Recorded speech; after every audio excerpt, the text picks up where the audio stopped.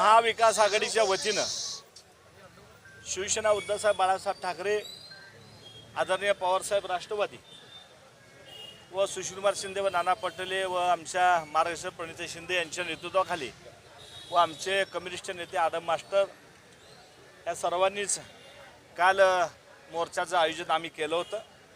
पण कोर्टाचा आधार ठेवून ह्या ठिकाणी आम्ही सर्व नेते मंडळी, आमचे सर्व सहकारी, सोलापूर शहरातले व्यापारी असतील, सर्व बांधव असतील, आज पूनम गेटवर आम्ही सगळे एकत्र आलो आहे।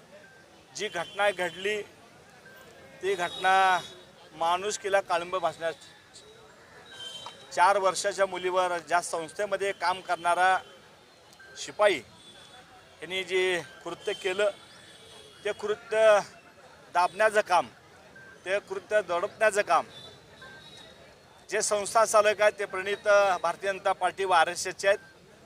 त्यांनी हे प्रकरण दाबण्याचा प्रयत्न केला।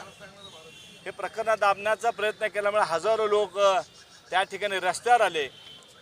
राज्य शासनाने त्या लोकांना बेदम असं मारहाण केली, त्या लोकांना लाठीचार्ज केला आणि त्या लोकांना हुसकावून लावण्याचा प्रयत्न केला। पण हे प्रकरण बघता बघता महाराष्ट्रात झालं, देशभरात झालं।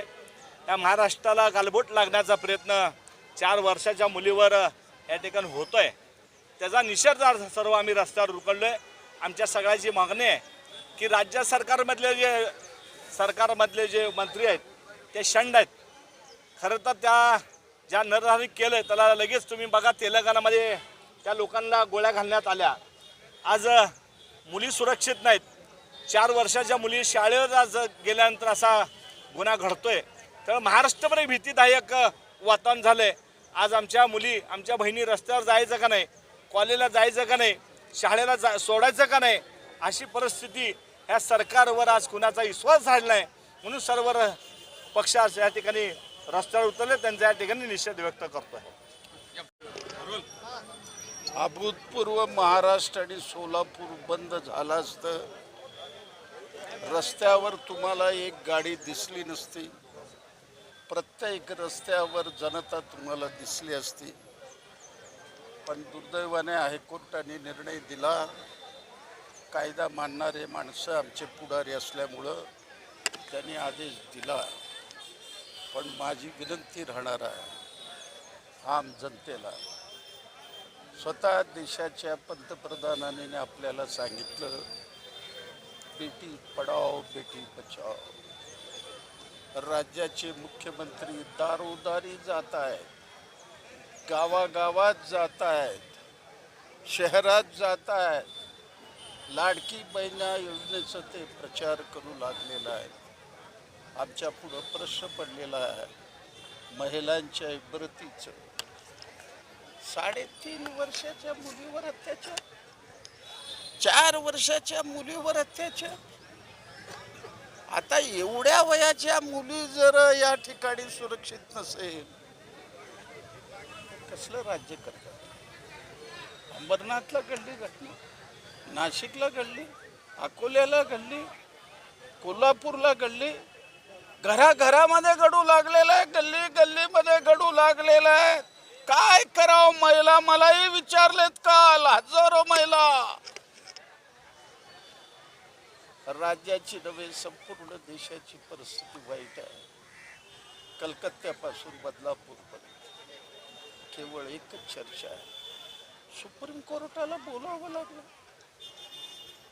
30 वर्षापासून महिलांवर होणारा अन्याय असं मी कधी पाहिलं नाही सुप्रीम कोर्टाचे सरन्यायाधीश। म्हणून आम्ही ठरवलं या वेळेला आता सरकारचा राजीनामा मागून आम्हाला वेळ घालवायचं नाही, जनतेला आता जागृत करायचं आहे। जनतेला आम्ही सांगितलेलं आहे यांची सत्तेची खुर्ची काढून घ्या आणि महाराष्ट्र असं उभं करू, छत्रपती शिवराया भारतरत्न डॉक्टर बाबासाहेब आंबेडकरच्या स्वप्नातलं महाराष्ट्र घडवल्याशिवाय राहणार नाही।